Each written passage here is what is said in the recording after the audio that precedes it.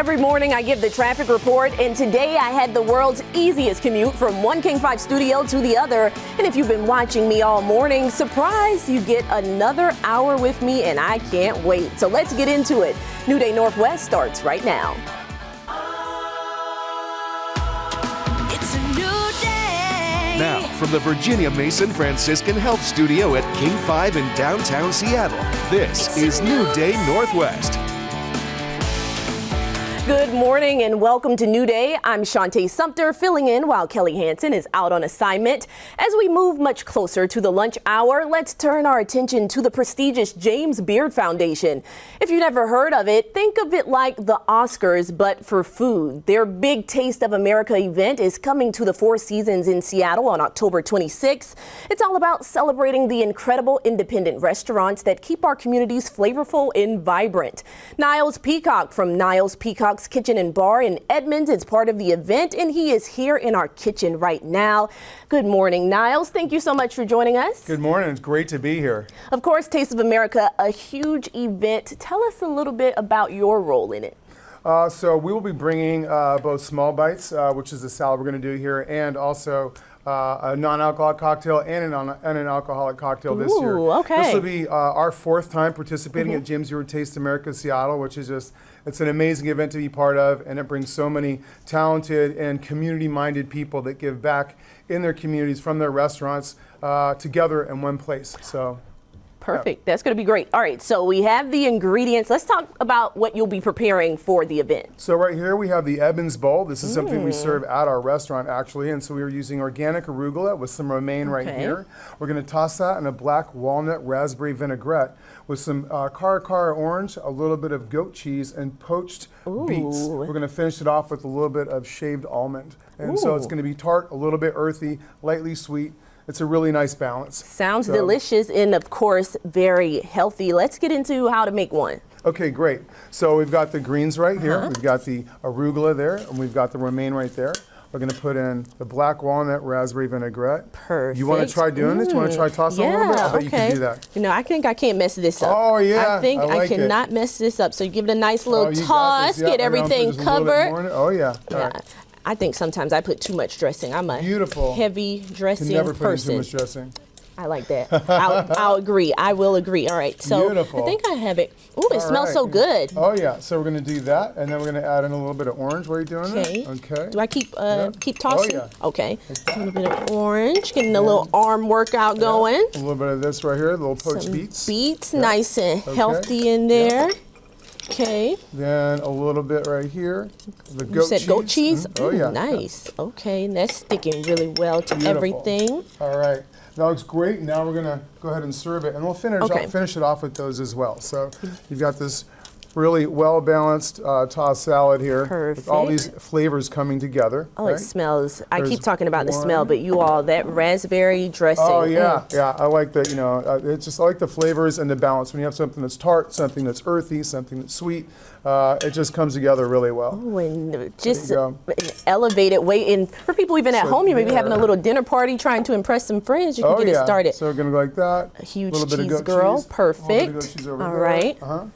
Then we're going to do a little bit more here. Okay. And this is just like for the presentation in color, right? Just to make it your look even better. There you go. All right. And then the beets. Okay, a little more bit more beets. You can never have too many beets. Perfect. Beets oxygenate the blood really, really well. I actually learned that watching a documentary on plant-based competitive athletes. Well, look, we have your science facts here on New Day as well. We're keeping you covering all the bases. All right. There you go, my looks dear. That's yours. so great, Niles. This one's mine. I got to make sure I get everything on here. A little bit of beet. You know what? I probably shouldn't put too much so I can talk, huh? Delicious. That dressing was sweet, flavorful, and then the goat cheese gives it a nice little balance. You like that? I like this. I love this. It's delicious, it's healthy. I can never eat too much of it. So That's really good. I like that also. And then there's something, of course, you want to go to the restaurant if you can to try it, but something you can make for a nice dinner, having some friends over as well. All right, now we have this salad. Of course, we need something to wash it down with. We can do got that our little right bar here. set up over here. So right here, this is a non-alcoholic drink that we're going to do as our non-alcoholic offering at James Beard Taste America this year, which is on the 26th of October, this month at the Four Seasons. Tickets are still available, so if Okay, you're wondering, not you can too still late. get tickets for it. So let's see, I'll take one of those ice glasses from you there. Okay. Yeah. And you said we're doing a mocktail, right? This is a mocktail. Okay. Yep, you got it. And so we've made a Fuji apple shrub. Ooh. Right? And then we're going to add to that, we have a champagne vinegar with organic Fuji apples. And then we infuse that with some ginger root, lemon peel, lime peel, some cinnamon. We're going to mix that with some sparkling water, and then we're going to finish it off with a black Bordeaux cherry. Oh, I'm already excited. And it's perfect for the fall as well. Oh yeah, it's got the fall flavors in there a little bit with a little bit of mulling spice. And then we're going to just put a little dash of Angostura bitters on that, which has a nice gentian note to it. Right here, I'm like Oh, yeah. the bartender in training. Oh yeah. So you want to put 2 dashes of that in there, Oh. and then 2 dashes in So there. what we call a dash? Like, You got, yeah, ooh, there you go. oh, And then same thing right there. You got it. You got it. Did it even land? No, okay. you did. No, it's in there. It's in there. You got it. All right. And if you want to hand me this, that's our shrub right there. Okay, all right. And then Apple I'm going to go cider ahead and put a couple shrub. ounces here. Okay. Do 1 glass right here at a time. So that. Then we're going to do 1 here. Perfect. Okay. Oh, right. that smells lovely Isn't as that well. nice? I smell the cinnamon coming off of that. So we're going to go ahead and take this, and I'm going to put So we're doing about 2 what, ounces in each one of 2 these, ounces? right? Okay. right? 2 And then we're going to pour that ounces. over it, right? And so the Perfect. bubbles that are in here right now are going to make everything move around in there a little bit, right? So, like this, right? And I'm going to let you do one and I'll do one. Oh, Ready? You please shake it. let the lid stay on. Okay, perfect, perfect. I feel like a professional, There low you go. key. You got it. All right. All right.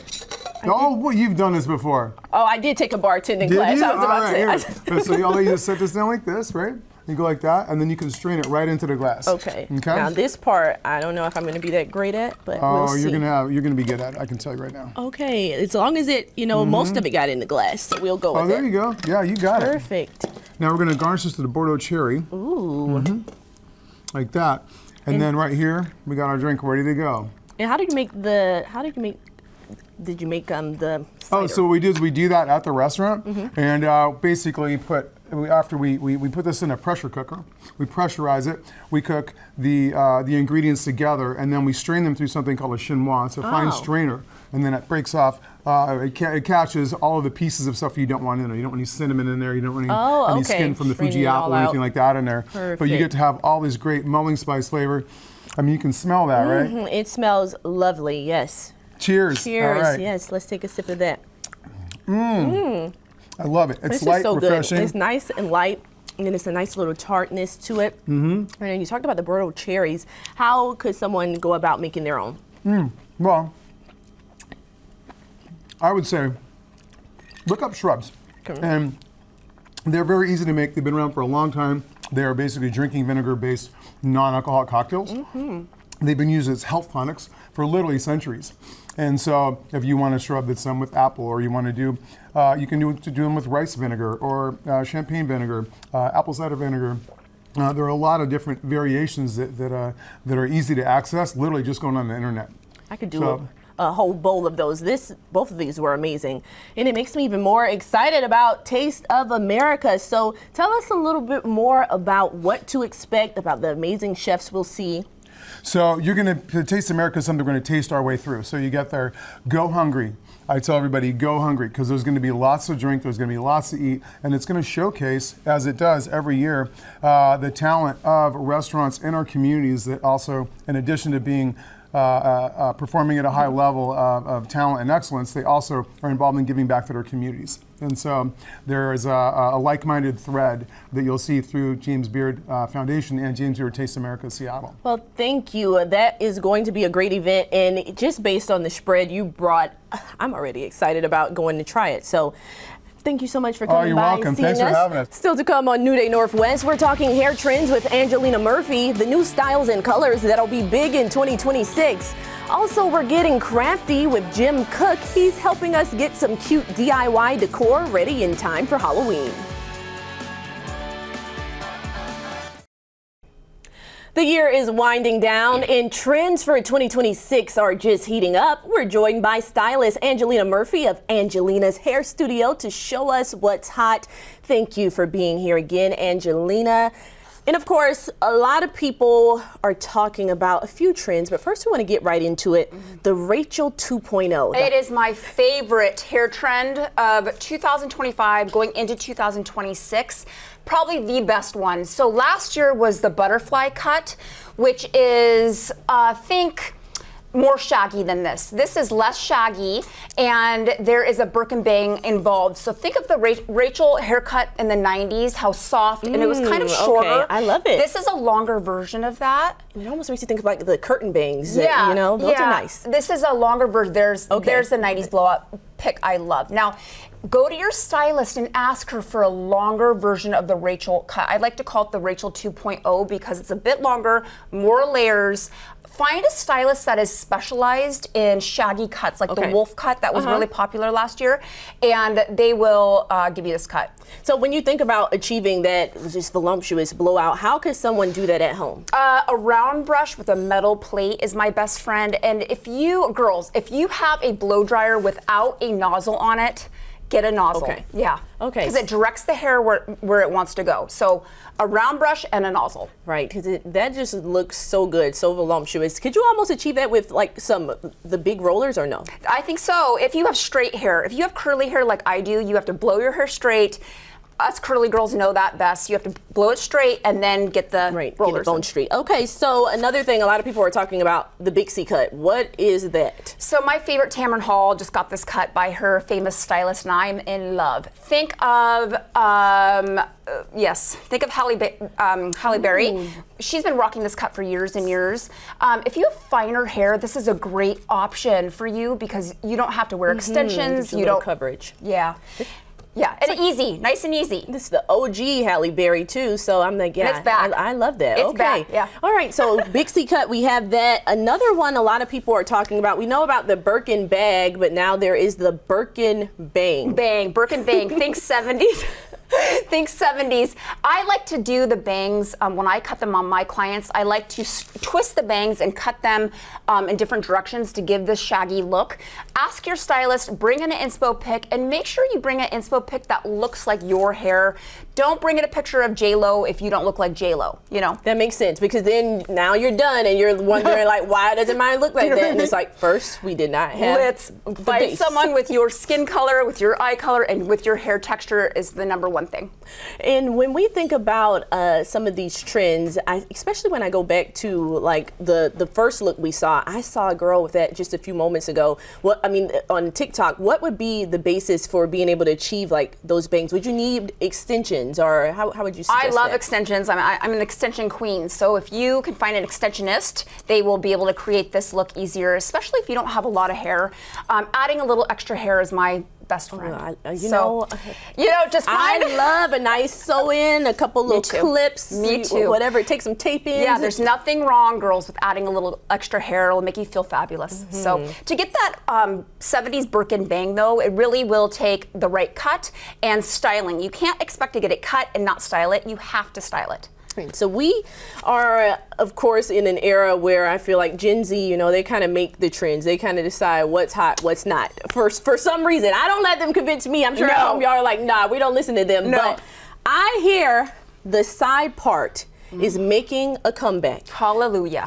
Well, I'm a millennial, so I love the side part. Sabrina Carpenter is a great example of this. I'm not necessarily in love with this photo of her and this hairstyle, but the side part is in. So if you like the 90s blowout look, like that Rachel 2.0 look, you could do a side part. And a nice deep one, too, and then just kind of swoosh it over in the front. I think that would be great. Now, for a lot of people at home, they're probably like, look, the side part never died for me, and that's okay. Yeah. That's okay, too. But, hey, you can give it a break from the middle, go to the side part. Yeah. Colors. Let's talk about the top colors of 2026. Somebody may be thinking about, all right, I want to do something new. The number one hair color that I've been doing a lot, and I'm actually really in love with it, is the copper, a cowboy copper color.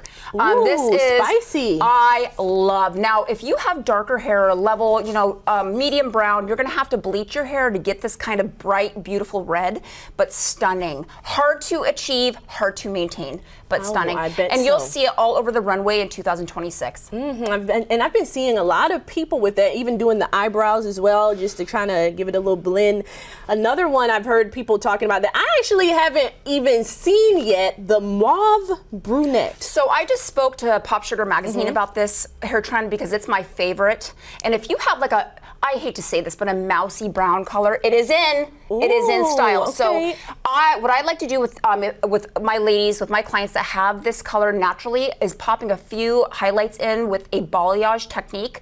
So a painted on highlighting technique. Go to your stylist and ask for a balayage, not a foil. We don't want foil lines, Okay, which are you don't want it so harsh. no, Okay. just sun-kissed, light around the face, and you'll get this look. I love that. And I give them some quick advice for the ladies at home who might think they can probably do that themselves, because you see the little trendy videos making it seem so easy. That is harder than it looks. Yes, and if you're being more budget friendly, then ask a stylist friend if you have one what box color to buy. But I would go to a professional for that for sure. Well, thank you so much, Angelina, for coming in and sharing your expertise with us. As always, it was great. Of course, thank you.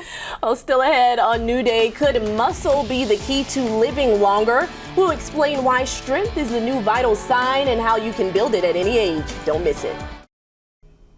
When we think about living longer, we often focus on diet, sleep, and stress. But what if one of the most powerful predictors of longevity is something you can flex? Dr. Nathaniel Armstrong is here from Longevity Medical Clinic to share why muscle is the new vital sign.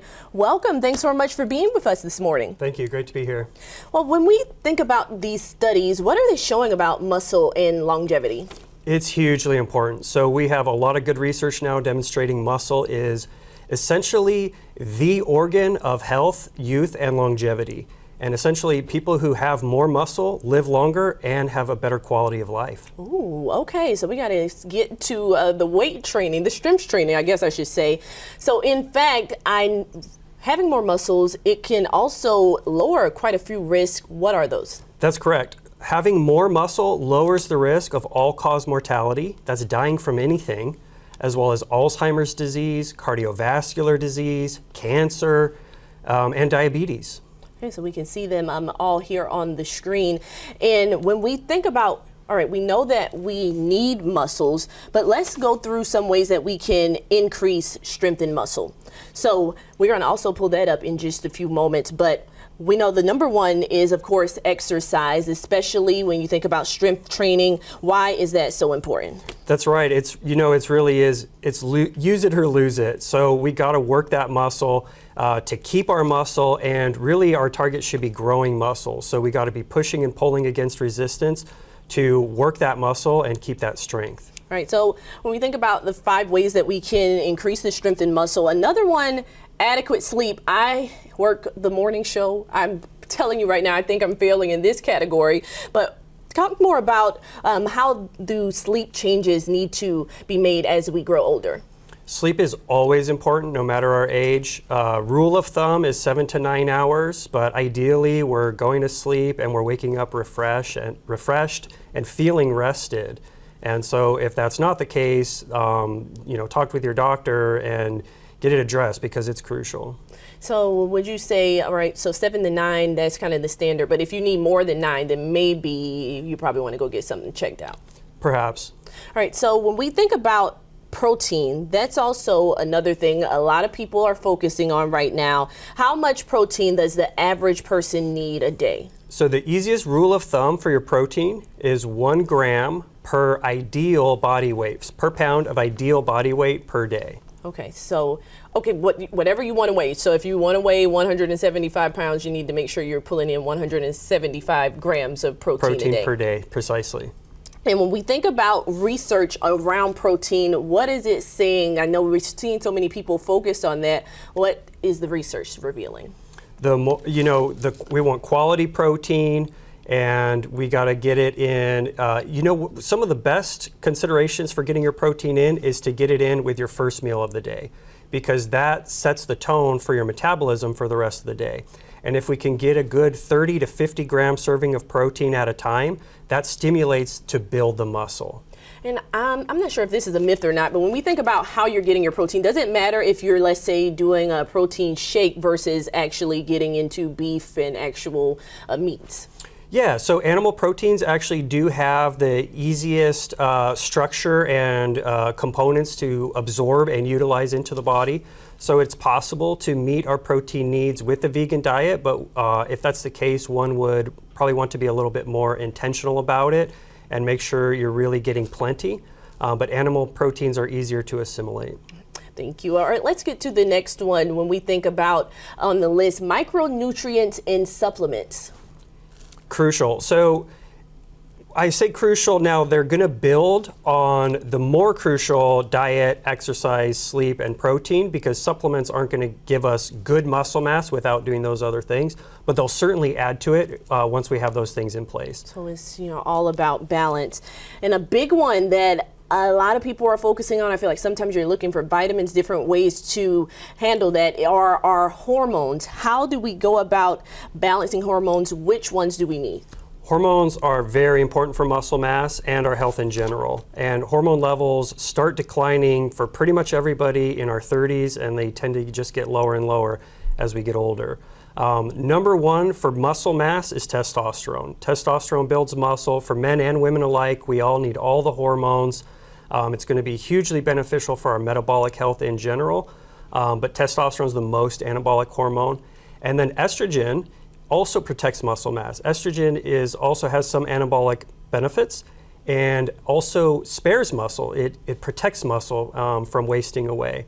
And then there's things like DHEA, becomes even more important as we get older. Young people tend to have plenty of DHEA, but as we get older, so older folks tend to benefit with DHEA supplementation as well. And then there's growth hormone, where once again, as we're young and we're growing, it's helping us grow, growth hormone. But as we get older, we still want that around. It's good for tissue repair. It's good for metabolism, muscle and joint health, burning fat and building muscle. We get all those benefits. Well, thank you so much, Dr. Nathaniel, for sharing just all of your wealth of knowledge. I know that Longevity has the complementary health analysis. What does that entail? Our complementary health analysis, you get what's called an in-body, and that will actually give you a breakdown. You can get on any scale, you can get your body weight. But the in-body that we have, it breaks it down between muscle mass, body fat, even how much water weight you're carrying. So then you know how much muscle do you have relative to a normal or ideal range relative to your height. Same with body fat. And then we can begin discussing, getting these measures, addressing these and getting it where we want it to be. And with the complementary analysis, we also provide a finger stick hemoglobin A1C, which gives a measure of your average blood sugar over the past 3 months, which is hugely important for your health. Those blood panels, definitely necessary. Well, thank you again for being here with us, and we appreciate you sharing all of your knowledge with our viewers today. My pleasure. Well, if you're wondering about your complimentary health analysis and you want some more information about Longevity, go to the website you see on your screen, lmclinic.com. And still ahead on New Day, brooms ready. It's almost time for the witches to take flight. When we come back, a fun DIY decor item to bring the spookiness inside. New Day Northwest is sponsored by Longevity Medical. It's a new day. Welcome back. Have you ever wondered what is life really like behind the walls of the Washington State Penitentiary in Walla Walla? Well, thanks to a popular new podcast hosted by inmates, you don't have to go to prison to find out. Though Evening St. Bryant did recently to learn more. People create solid, meaningful relationships behind these walls. We support each other through the trauma of doing time. They've gathered around microphones, the incarcerated and formerly incarcerated, to share what life is like locked up for years. It gets old, especially when you're doing 20, 30 years like we're doing, 20, 30, 40 years. I've come to Walla Walla to learn about Concrete Mama, Washington's first prison podcast. Showrunner Vic Chopra, who spent 5 years here on theft and drug charges, asks his host to be raw, unfiltered, and vulnerable. We're all just human beings, right? Like, it's not good guys versus bad guys. We all come from a lot of trauma, And at the end of the day, we're all just trying to survive and get through that experience. Damar Nelson, not yet halfway through a 40-year murder sentence, says he had to evolve to put himself out there. And for me, there's a lot of strength in vulnerability. Vulnerability is everything. That's how we change people. That's how hearts are changed. That's how societies are touched. They look at us through squinted eyes, you know. The popularity of the podcast has defied expectations, approaching 100,000 downloads, hitting number 2 on Apple's documentary charts. To celebrate the podcast, named for the prison, producers gathered down the street to auction off inmate art and raise funds for more prison podcasts. Somebody said to us recently, what you're doing is not just true crime, it's true. It's truth. Rachel Check is CEO of Seattle-based Unincarcerated Productions. I think that people really want to hear the true stories of what goes on for folks who are incarcerated, their stories, not just their crime, not just the thing that got them in prison, but like what led up to that and then what's daily life like on the inside. Because I've spent the last 10 years of my sentence here in the penitentiary, Walla Walla has become a part of who I am as a person. It'll be a part of my life that I'll never forget. Red Edwards is the podcast's historian, diving into the prison's 140-year history. I had to step out of my comfort zone, but just to see the reaction that we're getting, how much people like it and embrace us, it's meant the world. By getting their voices heard beyond the walls, they're finding purpose in their confinement. They asked for time, but they didn't ask for my mind. And so I still have the opportunity to give back and do great things. Man, show them who you are out there, man. Show them who you are out there, man. Wow, that's truly amazing. Thanks, Saint. Well, All Hallows Eve is fast approaching, and our witchy friends are definitely getting their brooms ready for launch. We're in luck because the crafty Jim Cook, owner of White Barn Decor, is here to help us DIY our own brooms for the holiday. Welcome back, Jim. This is so exciting. Yeah, so we've been doing a lot of different classes and things, and something I've been seeing trending all over is kind of the cottagecore witches brooms. And so I decided, I was like, well, why don't we do it? I think it'd be a fun DIY for people to do. Right, and which I feel like when you look up the top Halloween costumes, witches, that's usually one of the top ones. So yes, for people at home wanting to make their own brooms, let's talk about what we have here. Yeah, so what I recommend is go find a nice, good, sturdy stick that you want to ride on. And then my DIY is without glue, because I don't know about you, I just make a mess. You don't want to get all sticky, you don't want to get your hands sticky, okay. Yeah, so paddle wire is always a great one. What I do is I just go right around it and do a little knot, like kind of tie it tight, and that is the beginning of your broom. Like that's as easy as it's gonna get. From there, we're gonna start collecting all of our grasses and our florals and that to add in. All right, when I look at the stick, can you just go in your backyard and pick up any stick? What type of stick is this? Any stick you want. Okay. Anything. So that's the first step, real easy. Yes. All right, so then we would take all of these different, what did you call this again? So we have bleached baby's breath. We've got some different types of grasses in here. You can see our pampas, which is a fun one because it makes big plumes. But depending on which kind of witch style you're going for, you could put in herbs, you could put in dried different things. I was gonna say, it smells really good over here too. What am I getting? Your lavender that you're getting. Oh, okay. Yeah. All right, so perfect. And now, let's say the whole family wants to be witches. Can you do a mini one as well? Oh, of course, yeah. You just got to get a smaller look at that, the cutest little stick. witch on the block. Yep. And then we would just cut things down to size to fit it. And so the first step is really just tying that wire. Okay. Taking your bundle and you want to kind of spread it around. All right, to make sure you don't have any bald spots on your broom. Probably can't fly that great like that. Exactly. And then you're just going to wrap it. Give it a good wrap and pull. Now, this is where it starts to get fun because you have your base. Right. So pick out something that you want to add into this guy. So what many would you options.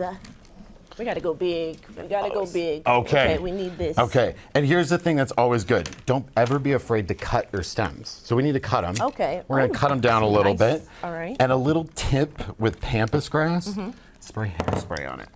Hairspray? Hairspray. Okay. Put a little bit of hairspray, Aquanet. Go ahead and put that in there, and it'll hold them tight And keep everything in place. Yeah, so you won't get let's those little try. dustings. So yeah. you said we want to take it, Put it wrap right in there. around. Yeah, I feel there like you go. this also, even outside of Halloween, this looks like something you could use as like your fall decor. Exactly. And adding on little extra things. Oh man. It's a fun thing. And give it a good pull. All Yeah, right. this is a good We're one. going to give you a nice little workout here. Exactly.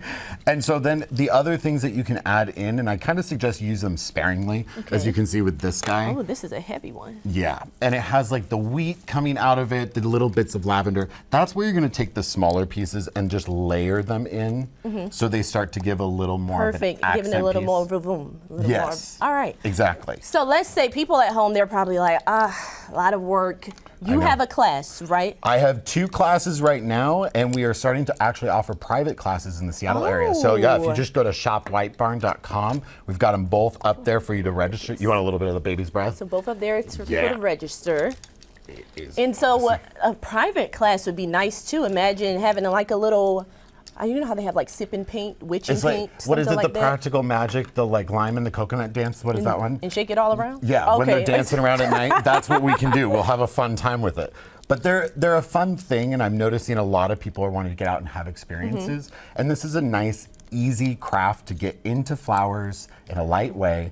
And if you don't have all the materials, just go into your backyard and start then harvesting it. grabbing some different Yeah. things. And I feel like this is an elevated way to be a witch, because when I knew we were making brooms, but I really was imagining the old school, like the big broom, and we Yep. were just gonna kind of No. glue some things on here. This Yeah. is elevated. This is nice. Yeah, and if you ever want to take it up a level, grab some spray paint. Start doing this. So I spray Oh. painted this branch black. I added the Crow adds a nice Yep. touch to it. Put some glitter all over it. I put this beautiful pink horsetail in there, and then if you want, add a couple charms. Oh wow! Just- You can take some old earrings, different things like exactly. that. And Yeah. then I know you mentioned the lavender. So if we want, you could actually, maybe even spray a little perfume or something like that on it. You can definitely spray a little perfume, drop a little essential oils in there. The other thing I always recommend is just do like dried herbs. That's going to be Okay. a really good way to just get Really that be in really there. fragrant as you're Yes. walking around or witching around, however you want to do it. Exactly, During yeah. Halloween.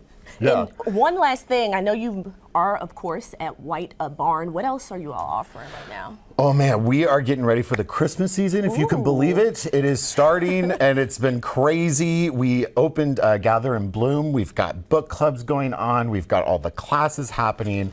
And we're signing everybody up for the holiday season decor. So I go in and decorate homes and businesses, and we are like packed out for November.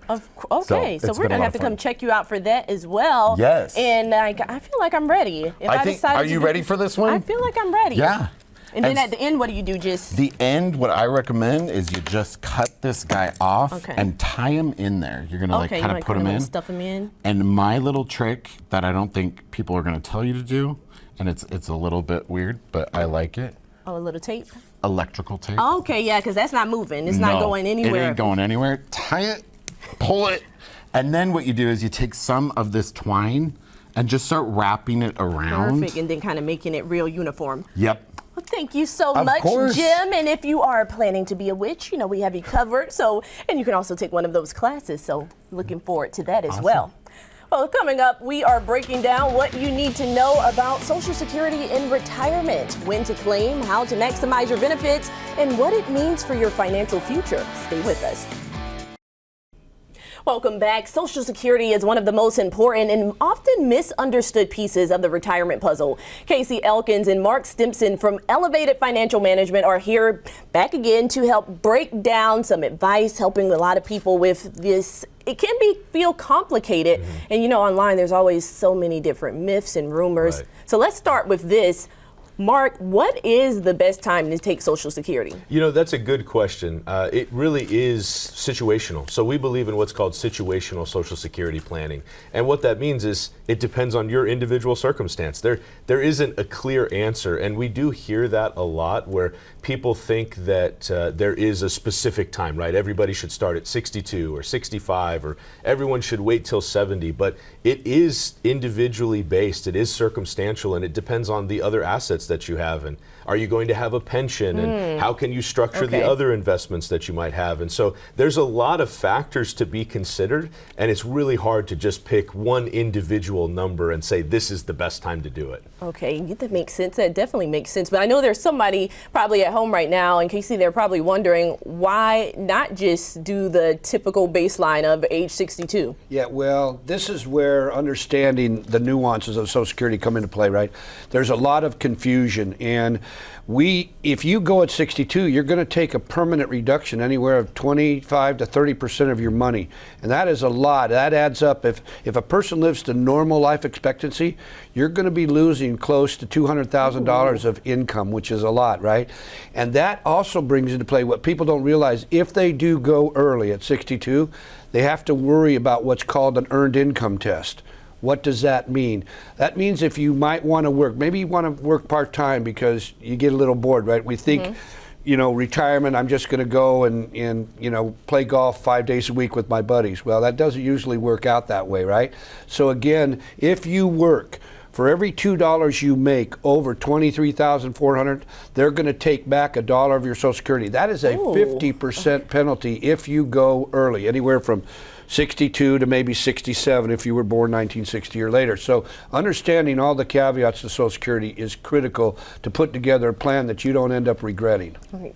So when I think about even myself, I'm a long ways from Social Security, but you start saving now and you see things on, let's say, TikTok about, hey, myths, don't put your money in there. They're going to go bankrupt. They won't have any money by that time. What would you say about that? I think that really is a myth, right? Yeah. I don't think Social Security is going to just disappear. No. When you think about it in reality, right, there's a great deal of the population that is one of their main sources of income in retirement. And so if they were just going to disappear, that Social Security, that income was going to disappear, their retirement would be devastated, right? And that's something that we don't think is going to happen. Now, Social Security is going to have to look different in the future, right? We all understand that the trust fund's going to run out about 8 years from now or so, and that's going to have an impact. And that's something that you have to be planning for in your retirement, because if they cut your Social Security amount by 25%, your $2,000 a month worth of income would drop down to $1,500. And so that's where planning comes in. And we actually talk about that in our book, and I think the QR code's up on the screen there for everybody to see. But that's a big piece of financial planning to be able to calculate what that's going to look like and make sure you still have the income that you need when you get to retirement. So you mentioned the book. Of course, we have to talk about Break the Glass for our viewers at home. Tell them a little bit more about what they'll learn there. Yeah, Casey and I are really, really proud of this book. It's an easy read. You can get it done in about an hour or less. But it really breaks down Social Security. It's going to talk about Medicare, how important those choices are. What about legacy planning? How do we want to move money to our children or our grandchildren? Taxes are a big thing that a lot of big box stores don't want to talk about, right? They'll tell you to go talk to your CPA. We talk taxes in our office, and we put together tax plans for our clients that need it. And so, again, this book covers all of that in a, looking down 30,000-foot view, right? But it's going to really help those that take the time to read it and understand all the nuances that there are when it comes to good retirement planning. Right, and there are, so many nuances, so many different loopholes, as you all just mentioned. I want to talk about another myth that some people who may be closer to the age where you can get your Social Security without those penalties, can you work and still draw those benefits? That's a really good question. Yeah. So you can, but you have to be at full retirement age and above. So you can start your Social Security at age 62, but if you do, as Mark was mentioning, if you're still working, that can actually have a penalty associated. Right. So if you're over the age, for most people, it's full retirement age is age 67. At that point, you can work, make as much as you want, and claim your Social Security without any penalty. And that's where that situational Social Security comes in, to figure out how you can mix all those things together and make it work. Perfect. Well, thank you both, Casey and Mark, for just this great information. There's something a lot of people are concerned about. And of course, we want to save as much money as we can. Yeah. So make sure you get the book, Break the Glass. And we, of course, still have that QR code back. And we'll see you next time. After the break, the long-haired heartthrob himself, Fabio, joins us next. New Day Northwest is sponsored by Elevated Financial Management. It's a Welcome back. Let's jump right in with our last guest. He became a cultural phenomenon in the 90s as the unmistakable face of more than 1,300 romance novel covers, thanks to his flowing hair and chiseled features. Well, these days he's enjoying a quieter life on a 500-acre estate in Stevenson, Washington. Fabio, welcome to New Day. Thank you for having me. So great to have you. Oh, it's such a pleasure because, I have Seattle have a major part in my heart. I mean, it's like this is the city where I started my American modeling career. And when I came over here, I was 19, and it was the summer. It was, I think, in June. And I just came for a short period of time to vacationing. And then, what happened, all of a sudden I used to have a dear friend of mine, it's like David Taylor, and he was my best friend. And we went to a nightclub. And next thing you know, this guy came up to me and asked me if I was a model, and he asked me if I could model for their catalog, and that was Eddie Bauer catalog. So all of a sudden, from a vacation, it turned to be, it's like my first gig in the United States. And who knew that Seattle played such a cultural part to you becoming just the global phenomenon that you are? How did you? I'm telling you, Seattle, I've been around the world, for my business and so on. And something I realize always about this city, have the smartest people on the planet. As a matter of fact, look, Amazon, all these big companies, Microsoft and so on. And everybody I meet in Seattle is like, great people and, good people and very smart people. And this is the city, that's why I have a big part in my heart, because this is the city where I start my career with, Eddie Bauer and Nostrum, and so on. And then because of that, I moved to New York. Oh, okay. And then that's when you just continued. So at what moment did you realize, okay, I am a cultural icon? To tell you the truth, I'm a very down-to-earth person. So, it's like, it never really went through my mind. It just happened. Then all of a sudden, because I used to do all the, fashion model industry, I was like very much into like campaign. When I came over, I already did like the Armani, Versace, all the Italian brands campaign. So when I came over here, I did those couple of jobs, and then I went to New York, and right away I started doing the Gap. I launched the Gap in the 80s. And so from there on, I used to be in a lot of American magazine, and the transition was a lot of these writers, they used to see me, on Billboard and magazine, and all of a sudden they wanted me to, be on their book covers. Right, we're looking at you right here on the cover of People. Listen, this is the best country in the world. It's like I thank God every day that he brought me here. Yeah. And it's and still my best friend, came with me today, Mike Lambert. He works with the Seahawks. It's like he's my brother, and so it's like a big part of me. That's why I came back to live in Washington State. And speaking of living in Washington State, let's talk about life on your farm. 500 acres. What's that like? Let me tell you, most of the people in America, they don't know the most beautiful. And I've been around the world and all over the United States. I don't think Washington State advertises enough how beautiful Washington State is. Want to keep it a secret. Definitely the most beautiful state in the country, And a bunch of friends of mine from all over, from New York, North Carolina, South Carolina, all over the country. And I said, you have to visit Washington State. You have to visit Washington State. And every time they come over here, they're like, oh my God, I can't believe how beautiful Washington State is. And I'm like, I told you. It's like, it's nature, it's like, and Seattle is a beautiful city, and you're right on the ocean, you got lakes and you got mountains, you got everything, One of the best kept secrets for sure. Well, Fabio, when we think about you and even looking at that People cover to now, you look amazing. You are really defying the odds of, as far as keeping moving at any age. What advice would you give to people just about like longevity? Well, it's very simple. It's like, don't drink. I'm telling you, it's like, even now they discovered that actually alcohol is the second cause of cancer. First is smoking, second is alcohol. I never thought alcohol was good for people. But that is the secret of longevity, just don't drink. And it's exercise is very important, keep an healthy diet. If you really take care of your body will take care of you. It's very simple. When you talk about right now, you're just a strong advocate for that.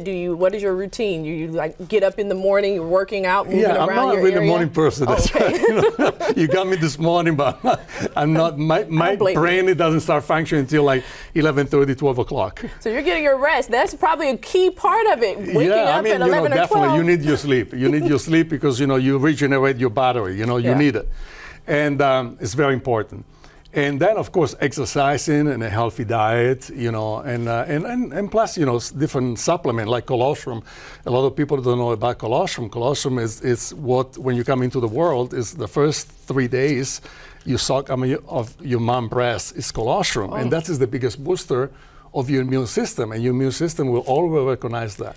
So if you keep your immune system strong, that's so you'll true. be healthy. Well, Fabio, of course, a lot of people want to know how they can meet you. So we want to tell them today you will be at Aegis Living in Lake Union this afternoon, sharing all of the secrets about timeless wellness, secrets for longevity, and giving us an inside look at the habits, routines, and philosophies that have kept you strong, healthy, and vibrant for many, many decades. So, of course, we're just so thankful to have you. At the beautiful facility, the CEO, Dwayne Clark is an amazing guy. He's a very smart guy, but also he has a heart of gold. And you have to see the facility. They look like like Four Seasons Hotel. They're beautiful. I wish there was something like that in Europe, because when I was dealing with my parents, 10,000 miles away, it was hard. They don't have anything like that in Europe. Well, thank you, Fabio. We appreciate learning so much about you today, and you can find out more information on our website for all of the content, and you can always send us an email to share your thoughts. Don't forget to enjoy your new day, and we'll see you next time.